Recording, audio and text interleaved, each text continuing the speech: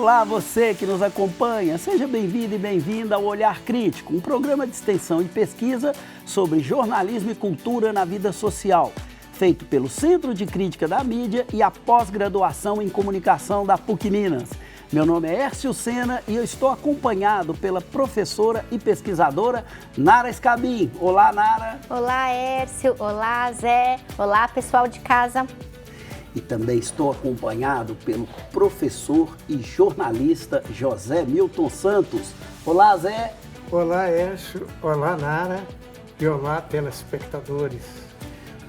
No programa de hoje, abordaremos a cobertura da imprensa comercial sobre a reunião do G20 no Brasil e os fatos recentes da trama golpista, descoberta pela Polícia Federal a partir de pesquisas feitas pelos colegas José Milton Santos e Nara Scabin. E para começar, Nara, a gente vai falar do G20. O Brasil, em dezembro de 2023, portanto, há um ano atrás, teve o início, um mandato rotativo do G20, no qual o Brasil ocupou e presidiu esse grupo, esse importante grupo. Essa foi a primeira vez que o Brasil assumiu a presidência do G20. E nos dias 18 e 19 de novembro aconteceu no Rio de Janeiro a reunião do G20. Para começar essa conversa, situando também o nosso espectador, eu gostaria que você começasse dizendo para nós o que é o G20 e qual a importância do Brasil ter presidido esse evento. Bom, o G20 ele é um fórum internacional permanente de cooperação econômica, Atualmente é o principal fórum internacional permanente de cooperação econômica. Foi criado em resposta às crises financeiras, do capitalismo, do neoliberalismo. Em 2008 ele vai ali, eclipsar o G8, que fazia essa função. E ele tem essa função, então, de um fórum, de um espaço, de um lugar de discussão. Ele não tem um poder, acho que é importante dizer isso, de implantar as coisas que são ali, as decisões, os documentos, Ele não tem um poder de forçar a execução, Não tem um poder, como a gente diz, vinculante, no direito internacional. Ele não pode exigir que os países cumpram aquilo que está dito ali, mas ele funciona muito, Ele tem uma importância muito grande, simbólica, no sentido de pautar as discussões internacionais, globais. Então, a importância do G20 é essa, Ele conta com a participação dos chefes de Estado, ministros de Finanças e presidentes dos bancos centrais das 19, principais economias do mundo, além da União Europeia e, mais recentemente, desde 2023, também da União Africana, Sobre a importância para o Brasil de presidir o G20 nesse ano, é um processo muito importante, muito estratégico para o Brasil, no sentido de consolidar, de afirmar uma posição de liderança global, que o Brasil tem buscado construir nesse mundo multipolar, trazendo questões que são muito estratégicas na consolidação dessa liderança, a questão do BRICS, por exemplo, a questão do combate à fome, à pobreza, a questão da sustentabilidade, da reforma da governança internacional, que são questões, principalmente aí o combate à fome, à pobreza, importantes para o Brasil, são pautas históricas do presidente Lula, em que o presidente Lula tem uma influência muito grande, ele consegue ter um respaldo para pautar essas discussões, então ele tem esse papel estratégico de projetar o Brasil como uma liderança, que vai ser algo importante aí nos próximos anos, em função também de outros encontros, outros fóruns que estão por vir. Zé, mais do que um contraponto, o G20 representou uma ampliação da articulação, vamos dizer assim, das grandes questões mundiais em relação ao G7 ou G8, como a Nara citou inicialmente, Qual a visão que você tem da importância do G20? Bom, a importância do G20 é inquestionável. O G7, também chamado de G8, porque depois acrescentou-se a Rússia, Ele é decorrência do movimento dos países não alinhados, criados ainda durante a Guerra Fria, sob a liderança da Iugoslávia, sob a liderança do Egito e com adesão, no primeiro momento, do Brasil. Então, de certa forma, o G7+1 está eclipsado pelo G20. E o G20, principalmente a partir dessa reunião no Brasil, ele adquire uma importância porque incorpora temas até então ausentes. temas que vão além daquilo que é estritamente econômico. Né? E o papel do Brasil foi relevante, ressaltado pela imprensa internacional e reconhecido internamente. Nós vamos retomar ainda essa discussão aqui, inclusive da repercussão, mas agora, Nara, tem uma pergunta de um estudante de jornalismo, o estudante João Gabriel Fernandes, feita especialmente para você. Oi, gente, eu sou o aluno João Gabriel. Eu gostaria de saber, na opinião da Nara, quais foram os temas mais relevantes abordados durante a reunião do G20 e qual proposta ou resolução mais chama a atenção dela. Muito bom, João, obrigada pela sua pergunta, né? Super importante pensar os temas e as propostas aí, né? Então, em relação aos temas, o Zé já adiantou um pouquinho, né, Zé? Foram tratadas ali questões até então ausentes, né, do G20, a questão da taxação dos ultra ricos, né, a questão da inteligência artificial, são temas novos que aparecem aí, né, na reunião do G20, e há também uma importância muito grande dos temas que foram pautados, né, pela presidência, pelo Brasil, né, que foram propostos ali, né, pela presidência brasileira do G20, que são basicamente 3 temas, né, o combate à fome, à pobreza, a questão da desigualdade social, da inclusão social, a questão da transição energética e do desenvolvimento sustentável também é uma questão importante, foi importante no G20, e também a questão, né, da reforma das instituições de governança global, principalmente do Conselho de Segurança da ONU, que aparece ali no documento, né, final, que foi ali, né, assinado pelos chefes de Estado. É interessante observar que essas questões, né, ali que sobressaíram nos debates do G20, também são questões que assinalam a crise, né, no plano econômico, a crise do neoliberalismo, do capitalismo de modelo neoliberal, que foi uma questão que o Lula, né, destacou em um dos seus discursos no G20, e no plano político também são questões que dialogam com a própria crise das democracias liberais, né? No ponto de vista das propostas ou das inovações ali, né, dentro do G20, acho que tem 2 questões ali principais que a gente pode destacar, né, a partir dessa reunião realizada no Brasil em 2024. Uma foi a realização da cúpula social, né, ou G20 social, que aconteceu pela primeira vez, né, como uma espécie de extensão do G20 alguns dias antes da reunião da cúpula do G20. E que foi um espaço com uma participação de, né, representantes da sociedade civil, acadêmicos, pesquisadores, né, também gestores, né, públicos, e que teve ali a proposta de discutir questões sociais, questões de inclusão.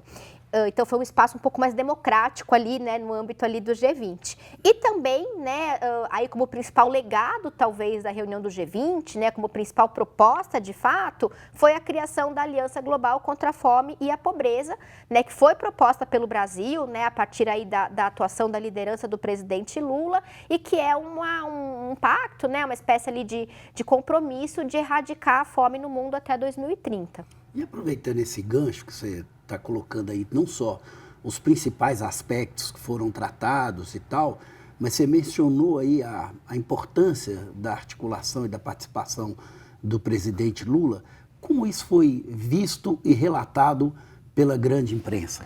Bom, na imprensa internacional, essa liderança foi bastante reconhecida, bastante exaltada, né? E ela também foi exaltada por especialistas, né? Por pesquisadores, em debates, né, mais especializados, em círculos da imprensa independente alternativa, né? Uma liderança muito importante do presidente Lula, até porque ele conseguiu emplacar ali, né, no documento final, pautas muito difíceis, que pareciam muito difíceis de serem aprovadas ali, né? Discutidas e de constarem nesse documento final. Então, foi realmente um feito, né, um gol ali do presidente Lula, da diplomacia brasileira, mas principalmente do Lula, né, num momento difícil.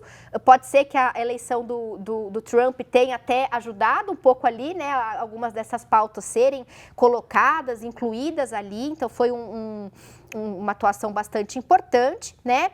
Com relação à cobertura da imprensa, né, é interessante observar no caso da imprensa brasileira, da imprensa comercial, vou até pegar aqui alguns exemplos de algumas matérias, né, que a gente tem. Me parece que foi uma cobertura que reconheceu muito pouco, né, esse papel de liderança do presidente Lula, que destacou muito mais as dificuldades enfrentadas pelo presidente Lula, né, em alguns momentos ali das discussões, das negociações, do que de fato reconheceu o que no todo ali do G20, né, o que ele conseguiu representa.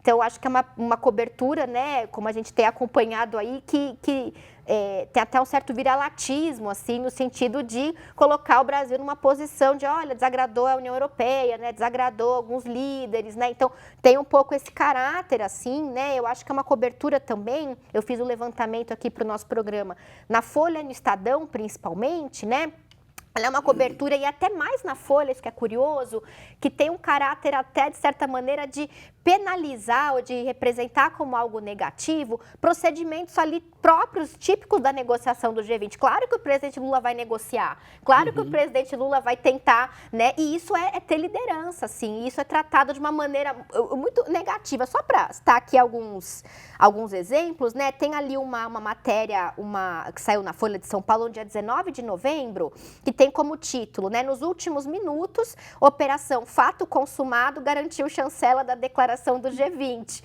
E aí é um texto que diz assim: europeus se queixam de que Brasil tratorou o processo. Após Lula anunciar a aprovação do texto, não havia como protestar.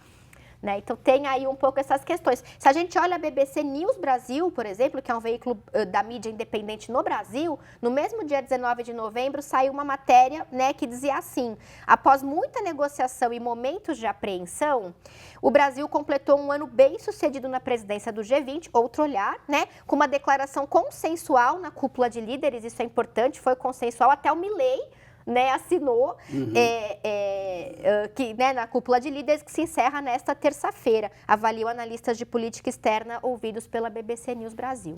Zé, as 3 prioridades da agenda para o diálogo do G20 propostas pelo Brasil foram pela ordem: a inclusão social, combate à fome, a transição energética e o desenvolvimento sustentável, nas suas vertentes social, econômica e ambiental, que é uma coisa fundamental de ser contemplada, e a reforma das instituições de governança global. Como que elas foram contempladas na declaração dos líderes dos países do G20? Ao contrário do que muito pessimista havia previsto, todos esses 3 pontos foram muito bem contemplados na declaração final. Com relação, por exemplo, à aliança contra a fome e a pobreza, teve uma adesão de todos os participantes.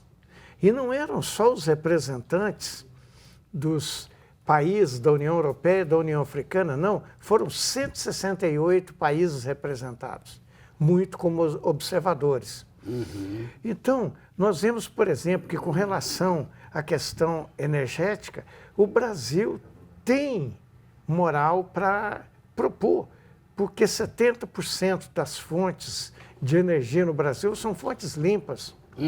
Com relação a propostas de uma aliança contra a pobreza e contra a fome, o Brasil tem o saldo dos governos Lula e Dilma, em que milhões e milhões de brasileiros saíram da miséria. E com relação também à pauta ambiental, o Brasil tem como proposta própria, né, de acabar com o desmatamento até o ano de 2030. Portanto, a fala do Brasil e a proposta do Brasil veio com muita autoridade e com a adesão, que por incrível que pareça, até do Milei da Argentina. Zé, só para pegar um gancho rápido aí, você falou da aliança e dos seus compromissos, da aliança global contra a fome e a pobreza. Sim. Só para destrinchar um pouco mais essa ideia, quais são os compromissos dessa aliança e de que modo a imprensa brasileira cobriu isso, já que você destacou que isso é um fato relevante? Como é que ele foi visto pela mídia comercial brasileira? A mídia comercial brasileira... Primeiro, a gente vai trabalhar a ideia assim, do que é essa aliança e os seus compromissos no nível mundial, né? O que seria isso? Bom, na verdade, a criação desse fundo permanente, que começou com uma adesão expressiva do Banco Interamericano de Desenvolvimento, né? E também com a proposta que, como a Nara já falou, as decisões do G20 não são prescritivas, são mais indicativas, mas também da taxação dos mais ricos, né? E a repercussão foi boa, embora um pouco ofuscada internamente, né, pelas declarações da Janja, né, contra o Elon Musk, que teve uma repercussão indevida. Mas isso não chegou a ofuscar, evidentemente, o reconhecimento da importância, como já foi dito, do presidente Lula e do Itamaraty nessa consolidação dessas alianças. Nara, e do ponto de vista mais global, né? Assim, pensando assim, a reunião do G20 como um todo, como é que você viu e analisou a cobertura da mídia comercial sobre essa reunião? Bom, foi uma cobertura que, claro, tratou bastante desse tema, é uma pauta relevante, né? Vai aparecer ali na cobertura muitas matérias, né? Muitos textos de opinião, falando também sobre reunião do G20, mas eu acho que há uma crítica que a gente precisa fazer a essa cobertura em alguns sentidos. Primeiro, porque é uma cobertura muito factual, muito oficial, ela vai retratar ali o que aconteceu, olha, aconteceu isso, teve a reunião, teve o pronunciamento, teve, né, o lançamento da aliança, né, foi lido a declaração dos presidentes da cúpula do G20, então a coisa, ela fica um pouco nesse nível mais factual ali, e quando eu digo factual, não quero dizer que ela é 100% fiel aos fatos, porque a gente sabe que isso não existe no jornalismo, sempre é um recorte, mas é factual no sentido de que fica nesse nível mais superficial dos acontecimentos, né? Então, acho que essa é uma crítica que precisa ser feita. Outra crítica que eu acho que pode ser feita é que, embora a gente tenha, como apontou o Zé, né, e de fato teve, o Estadão, por exemplo, né, mesmo sendo um jornal conservador, publicou textos, até uma coluna da Eliane Cantanhede, né, muito ali elogiosa à liderança do Lula. Então, a gente vê esses textos que reconhecem essa atuação, em espaços de opinião, principalmente. Mas a gente vê também muitas reportagens, muitas notícias, né, que destacam essas tensões políticas que estão ali dentro do G20. E aí me parece que falta essa cobertura diferenciar o que são tensões normais de uma negociação como essa para aprovar um documento, né? E será que realmente é o caso de dizer, né, que o Lula fez a política do fato consumado e incomodou a União Europeia, né? E por outro lado, outras questões políticas mais conjunturais que poderiam ser tratadas pela cobertura ficam de fora. Né? Então, questões mais amplas do ponto de vista, né, das questões políticas globais, a relação com os Estados Unidos, a questão do mundo multipolar, né? Essas questões diplomáticas mais amplas não são tratadas ali, é uma cobertura que não faz um contexto. Alguém que lê só as notícias da imprensa comercial vai ter uma dificuldade muito grande de fazer uma análise conjuntural um pouco mais sofisticada, vai ser simplesmente uma descrição ali dos fatos. E quando tem ali, né, esse tratamento das tensões políticas no G20, me parece, né, pelo meu levantamento, que é um tratamento dessas tensões políticas que visa deslegitimar a atuação do presidente Lula e da diplomacia brasileira, apontando essa atuação como ou ilegítima, ou inadequada, ou insuficiente. Então, só para citar aqui alguns exemplos, né, ilustrativos da Folha, que eu separei, e aí essa cobertura apareceu muito mais esse viés na Folha do que no próprio Estadão, o que não deixa de ser curioso e sintomático, né? Então, a Folha, por exemplo, né, publicou ali 2 textos de opinião, são textos de opinião que não refletem a opinião oficial do jornal, mas a gente sabe que para eles estarem ali, eles têm algum respaldo, né, editorial, senão não estariam. Então, a gente tem, por exemplo, no dia 18 de novembro, um artigo, né, e aí já começa a gente olhando quem é o autor, que é o Joel Pinheiro da Fonseca, que é um dos principais colunistas hoje da direita, né? Ele se posiciona como um colunista de direita, da nova direita, da extrema direita, né?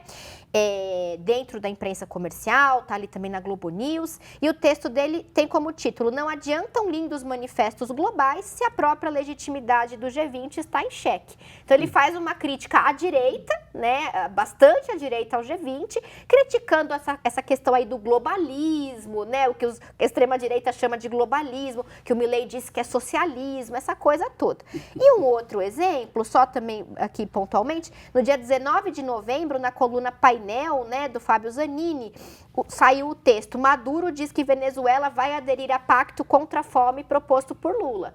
Veja, é mais um indicativo do acerto diplomático aí do Lula, porque ele vem de um processo de tensões ali com o Maduro, né? Mas o texto trata como, olha que problemático, o presidente Lula foi se aliar com um ditador. Né? Então a gente... O fato da adesão do Maduro que não é nem uma adesão oficial, mas um apoio ali, né? E que diplomaticamente é muito importante, inclusive do ponto de vista da liderança regional do Brasil na América Latina, que é uma pauta que a imprensa absolutamente não trata, de maneira alguma, na imprensa comercial, ou trata muito mal, como no caso desse texto aqui. Então a gente vê essa cobertura que ela tem algumas deficiências importantes. E você observa, né, pelo que você tem falado, assim, a Folha vai se distanciando até de um padrão de um certo conservadorismo e de uma leitura que sempre foi marcadamente do Estadão, e agora a gente observa a Folha indo ainda num movimento mais para um lado extremo à direita do que o próprio Estadão. Pois é, isso é um caso interessante. E me parece, a gente precisa ainda discutir mais aqui no programa, pesquisar mais isso, né, para chegar a conclusões ainda mais, né, assim, consolidadas, mas me parece que a Folha tem esse desempenho, né, essa atuação na cobertura, principalmente de assuntos da política externa, internacionais, enquanto o Estadão tem uma postura mais à direita na cobertura da política interna. Claro que com variações, com nuances, assim, talvez o Zé... A gente tem um outro tema de hoje, né, que vai mostrar um pouquinho isso. O Estadão, ele internamente, ele tem uma postura ainda mais complicada do que a Folha na questão do militarismo, né, do bolsonarismo e tal. Mas a Folha, nessa cobertura do G20, fez um trabalho, eu achei bastante complicado. Zé, e colaborando aí com a discussão que a Nara acabou de nos apresentar, comenta para nós também como é que foi, do ponto de vista da cobertura, a questão da ausência do Vladimir Putin e a presença do Javier Milei. Que nível de valorização que essas duas personalidades tiveram na cobertura da imprensa brasileira? A ausência do Vladimir Putin, porque já era prevista, na medida em que ele está condenado à prisão pelo Tribunal Penal Internacional, então isso não foi surpresa. Surpresa foi a presença do Milei, devido principalmente à grande hostilidade que ele tem tido à política brasileira e principalmente ao presidente Lula. E ainda a maior surpresa, e essa surpresa foi constatada inclusive na mídia, a adesão sem ressalva ao documento final. Então foi um movimento que, pelo visto, parece que não deu muito certo para a gente fechar essa conversa, não é, Nara? Exatamente, e que mostra ali que o Milei tem essas falas, né? Ele não abre mão ali das suas posições mais radicalizadas, mas no fundo, ele também não vai poder comprar briga com o Brasil, né? Não vai levar as últimas consequências dessa briga. Não vai dar um tiro no próprio pé, né? Seria dar um tiro no próprio pé. Zé, agora a gente vai entrar num outro assunto aqui. Não é que depois do 8 de janeiro, que a gente teve o maior ataque a democracia brasileira depois da Constituição de 1988, a gente foi surpreendido com o noticiário dos últimos dias sobre mais tramas em torno desse golpe que, felizmente, não aconteceu. Dessa vez com a previsão até do assassinato do presidente, do vice-presidente e do ministro Alexandre de Moraes. Zé, em que consistiu esse plano para assassinar Lula, o vice-presidente Alckmin e o ministro Alexandre de Moraes por militares bolsonaristas descobertos pela Polícia Federal a partir de investigação no celular do coronel Mauro Cid? Realmente, a Polícia Federal fez um trabalho precioso. O coronel Mauro Cid já havia feito a delação premiada, mas omitiu esse plano de assassinato. Isso foi descoberto nas nuvens do celular em que ele já havia apagado, inclusive a lixeira. E a descoberta dessa operação chamada Punhal Verde-Amarelo, né, ela previa realmente, para o final de 2022, o assassinato do presidente, do vice e do Alexandre de Moraes. Nós vemos, por exemplo, em que essa operação foi abortada na última hora, principalmente com relação ao sequestro e ao assassinato de Moraes, porque houve um adiantamento. Ele saiu antes da hora e a operação foi abortada. E nós vemos, né, percebemos que o envolvimento de oficiais militares superiores foram 24 depois, né? Isso aí eu estou já me referindo ao indiciamento, porque no caso do Punhal Verde-Amarelo resultou em 5 prisões. E no caso do indiciamento que falaremos depois, né, foram 24 militares de patente superior. Quem foram esses golpistas presos, né, e o que eles representavam aí no contexto do governo? Bom, esses golpistas, eles eram do alto escalão do governo Bolsonaro. Por exemplo, Hélio Ferreira Lima foi comandante da 3ª Companhia das Forças Especiais de Manaus. Rafael Martins de Oliveira, militar também com formação nas Forças Especiais. Essas Forças Especiais são também chamadas de Kids Pretos. Rodrigo Bezerra de Azevedo, especialista em operações de guerra não convencional. E um policial federal, Vladimir Matos Soares, que chegou a fazer, inclusive, parte da guarda pessoal do Lula. Esse tinha como missão o assassinato do presidente. Nara, a partir desse relato inicial do Zé, a gente observa que a democracia brasileira esteve por um fio, não? Sem dúvida, por um fio, né?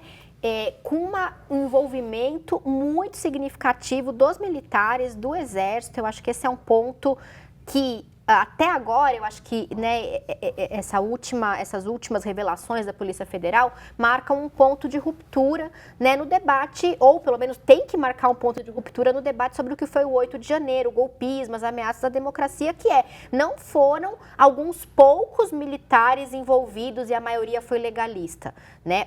A posição do Exército foi uma posição problemática, porque mesmo que nem todos tenham apoiado o golpe, o Exército se omitiu.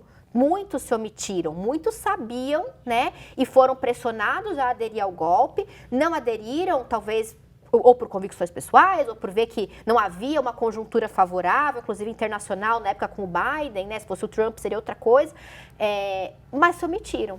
Então, há um problema com a instituição Exército Brasileiro. Em termos de formação e tudo. Bem, mas daqui a pouco a gente vai retomar essa conversa nossa, porque agora, sobre esse mesmo tema, tem uma pergunta do estudante João Diniz, dirigida especialmente para você, Zé. Oi, eu sou o João Pedro Diniz, aluno do 4º período de jornalismo na PUC Minas, e a minha pergunta vai para o José Milton. Eu gostaria de saber de que forma as tramas golpistas, né, como os eventos do 8 de janeiro e também até o caso mais recente envolvendo o ex-presidente Jair Bolsonaro, influenciam não apenas a consolidação da democracia, e a confiança nas instituições públicas, mas também a formação de narrativas políticas, a polarização social e também a evolução das plataformas digitais com o papel de catalisadoras dessas narrativas políticas. Na verdade, João Pedro, você formulou não uma, mas 3 questões, todas relevantes. E complexas. Por exemplo, quando você pergunta como as tramas golpistas influenciaram o fortalecimento da democracia, é uma pergunta realmente pertinente, porque nós vemos que a tentativa, né, de golpe de 8 de janeiro implicou no fortalecimento das instituições e numa certa unidade política provisória dentre os três poderes, né?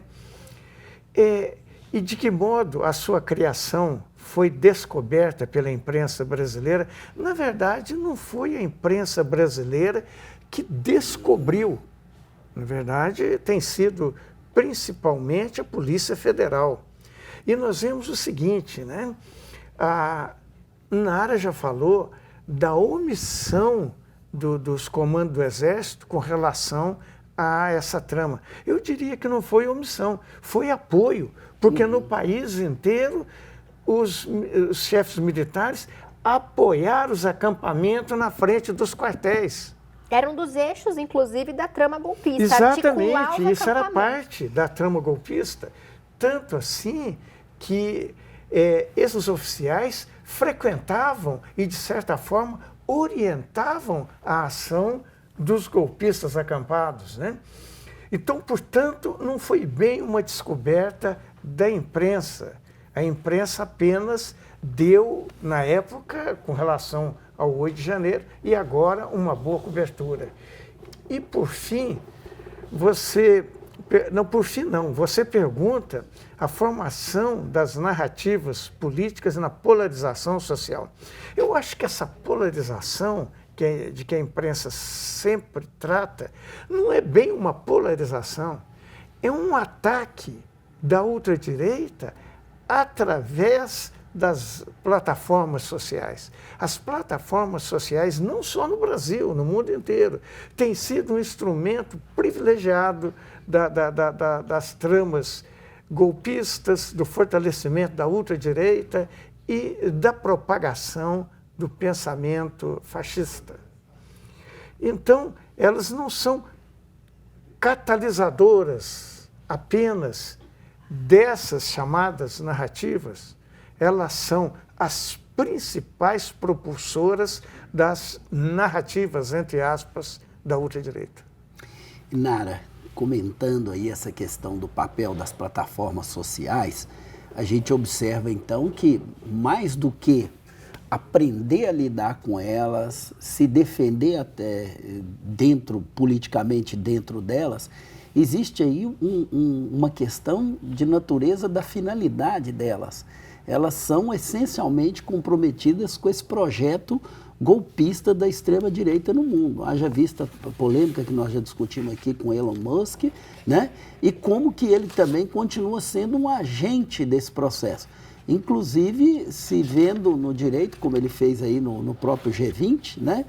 Já de dizer antecipadamente que as forças que estão no poder hoje no Brasil perderão as próximas eleições que acontecerão em 2026. E veja, o Elon Musk que vai assumir um cargo no governo do Trump. Então a gente vê que realmente, acho que é bem o que o Zé falou, não é que as plataformas elas são simplesmente um veículo neutro por onde essas questões passam. Elas articulam, né, pela sua textualidade, pela sua infraestrutura tecnológica, pela atuação dos algoritmos e também por essa dimensão política mesmo, né, da política institucional, de como os atores sociais ali, né, que gerenciam as plataformas estão também inseridos, fazem lobby, né, atuam contra a regulamentação das próprias plataformas. Então, é isso, não é um espaço neutro. Essa ideia de que as plataformas seriam neutras é um discurso que interessa apenas aos donos das plataformas, das empresas que são donas das plataformas. E eu fico até me perguntando, né, evidente que não é um assunto que eu estudo muito, né, mas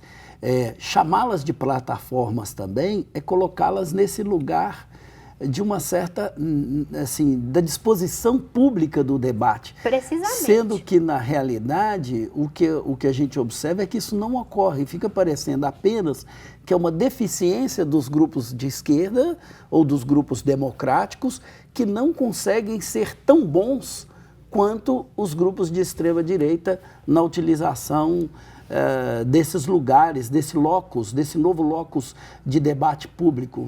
Concordo, sim, 100%, Hércio. Elas não são neutras, né? Elas têm vários níveis ali de enviesamento. Elas são feitas para, né, a extrema-direita, pela extrema-direita, os grupos de esquerda nunca vão conseguir tomar conta daquilo porque não foi feito para eles, né? Inclusive, o termo plataformas, né, o uso do termo plataformas que a gente usa muito, porque é um termo muito corrente, mas a gente tem que usar criticamente, é uma pauta, foi uma bandeira que as empresas, que são as Big Techs do Vale do Silício, basicamente donas dessas empresas, levantaram. Elas querem ser chamadas de plataformas para que elas pareçam um espaço neutro. De isenção do debate. Exatamente. E Zé, retomando aqui o nosso debate, quais foram os 6 núcleos golpistas que foram descritos no Jornal Nacional da Rede Globo? Antes de mais nada, o Jornal Nacional e o Fantástico têm dado ampla cobertura, tanto à prisão dos golpistas quanto ao indiciamento dos 37. O Fantástico identificou os seguintes núcleos.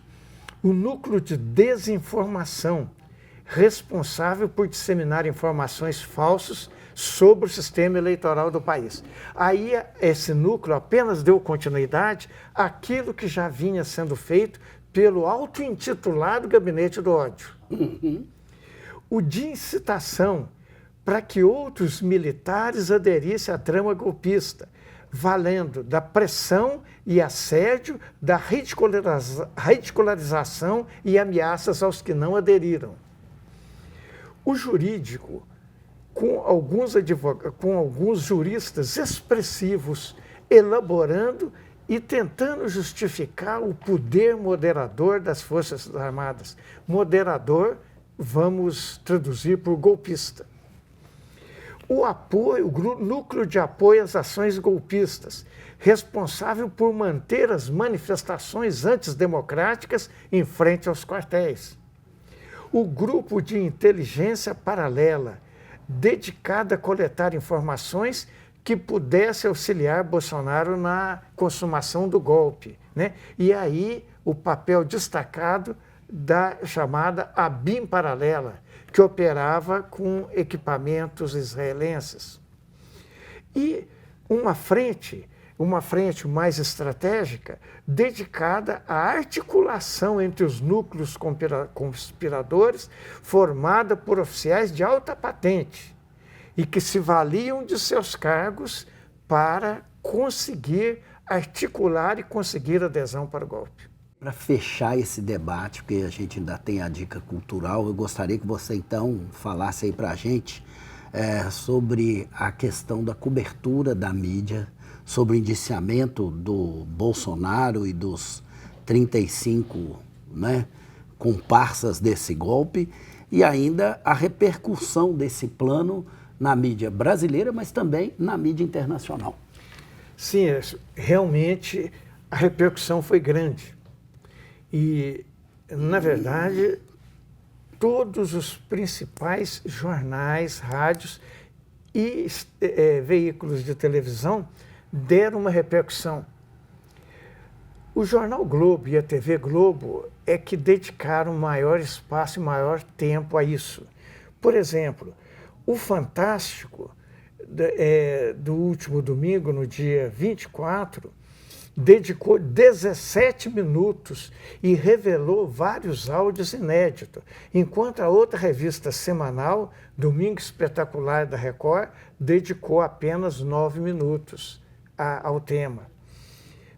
E o Jornal Nacional também deu grande destaque às prisões dos militares, inclusive abertamente afirmando quem eram eles e caracterizando. A CNN Brasil destacou que o plano para matar Lula, né, complica a situação do Bolsonaro, né? E o Estadão, ele pede em editorial uma punição severa aos golpistas. Mas, por outro lado, depois ele pede o afastamento, né, do Alexandre de Moraes do processo. Posição que vai ser assumida, inclusive com maior intensidade, inclusive em editorial, pela Folha de São Paulo.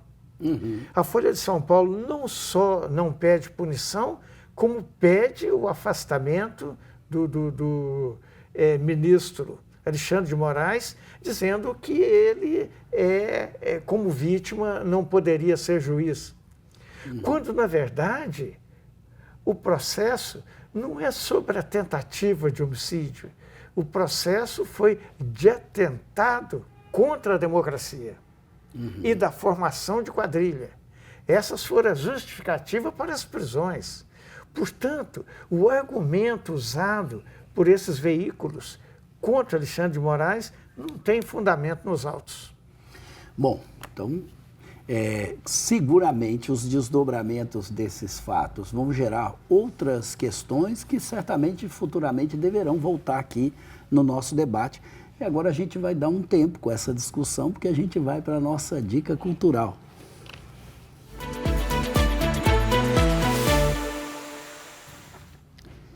E como de praxe, eu começo fazendo a minha indicação de hoje. E eu vou fazer a indicação de um livro que tá vendendo demais, viu, gente, esse livro. E é um livro chamado O Pobre de Direita, A Vingança dos Bastardos, né? O que explica a adesão dos ressentidos à extrema-direita. E eu quero só fazer um breve comentário sobre esse livro, que eu tenho visto muitas manifestações em redes sociais e até em debates políticos, em que as pessoas se apropriam dessa fala xingando as pessoas, vamos dizer assim, pobres ou empobrecidas, né? Porque nem esse termo pobre é um termo muito interessante da gente usar, né? As pessoas empobrecidas não deveriam, né? São de direitas porque não são inteligentes. E esse não é o debate que está nesse livro. Então, já faço questão de dizer aqui, não é isso que esse livro discute. Ele tenta muito mais compreender e desvendar os porquês dessas escolhas. E é importante a gente pensar que essas escolhas são escolhas racionais, são escolhas pensadas a partir da condição e da necessidade que as pessoas vivem. Então, a minha indicação desse livro não é para que alguém veja isso aqui, olha, até que enfim eu tenho um argumento para isso, não.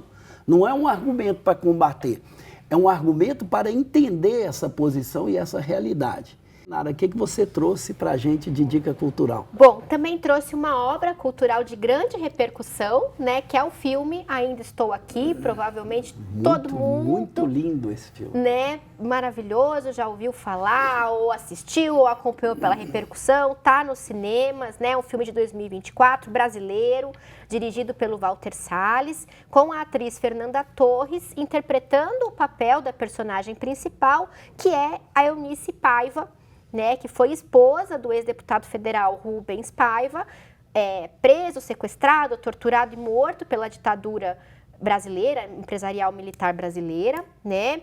E o filme, então, né, ele se debruça sobre a história da Eunice Paiva, né? A partir do livro homônimo escrito pelo filho, né, do casal Rubens Paiva, Eunice Paiva, que é o Marcelo Rubens Paiva, um escritor, né? E o livro, ele conta, e o filme assim também o faz, né? Conta a história da Eunice Paiva após a morte, né, do seu marido. Ela própria também chegou a ser presa por vários dias, né? Por 12 dias, foi interrogada, né?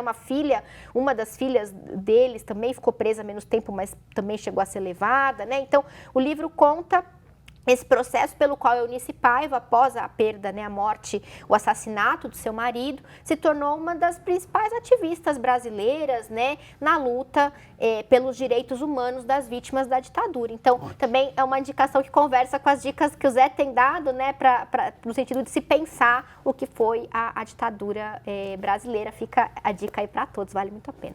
Muito obrigado, Nara. Zé, o que você tem para hoje? A minha indicação é o livro Batismo de Sangue, do Frei Beto Libânio Cristo. O Frei Beto é um frei dominicano que foi preso, torturado, ficou preso durante 4 anos em São Paulo, né? Ele é um consagrado autor, já escreveu 80 livros, dos quais 78 já publicados. E especificamente, Nara, sobre a ditadura, ele escreveu Batismo de Sangue, que é um diário da sua própria trajetória, e da trajetória dos movimentos da resistência armada, principalmente o do Carlos Marighella. Ele escreveu também Cartas da Prisão, que são as cartas em que ele realmente escreveu enquanto estava preso, e o Diário de Fernando, nos cárceres da ditadura militar, onde ele relata a trajetória do Frei Fernando de Brito, né? O Frei Beto, o livro do Frei Beto ganhou o Prêmio Jabuti do melhor livro de memórias e foi editado em vários países no exterior, na Grécia, na França, na Itália, né? E se transformou num filme com o mesmo nome, Batismo de Sangue, do Elvésio Raton, cineasta mineiro. O filme é muito bom. E o Frei Beto diz o seguinte sobre o filme mais realista sobre o período da ditadura. O Frei Beto tem tido uma atuação, uma militância nos movimentos sociais ao longo de toda a sua trajetória, né? Ele tem 80 livros e 80 anos, né? E ele recomenda: vamos guardar o pessimismo para dias melhores. Muito bom, Zé. Melhor forma da gente encerrar aqui a nossa dica cultural. E eu quero te agradecer, Nara, pela pesquisa, pelo trabalho, pela dedicação e por essa parceria, né? Hoje a gente está no nosso 31º programa e que bom estar aqui na sua companhia também. Eu que agradeço, Edson, é um prazer, né, estar aqui com vocês, fazer esse programa, né, aprendo muito sempre com você, com o Zé, a quem também agradeço muito pela oportunidade de compartilhar a bancada e, claro, também agradeço aos nossos telespectadores, né, que têm aí nos acompanhado na TV também e nas redes sociais. Zé, muito obrigado, nosso grande mestre aí, pelas suas colaborações, pela sua sempre pitada de algo mais aqui nesse programa. Muito obrigado aí pela sua presença. Eu é que agradeço a você, agradeço a Nara, a nossa convivência na bancada e extra-bancada, né? E um agradecimento especial aos nossos telespectadores. E assim terminamos o nosso programa. E lembramos a você que ele também está disponível no YouTube, nas plataformas Spotify e Deezer. E nos acompanhe por lá também. Um grande abraço para você e até a próxima semana.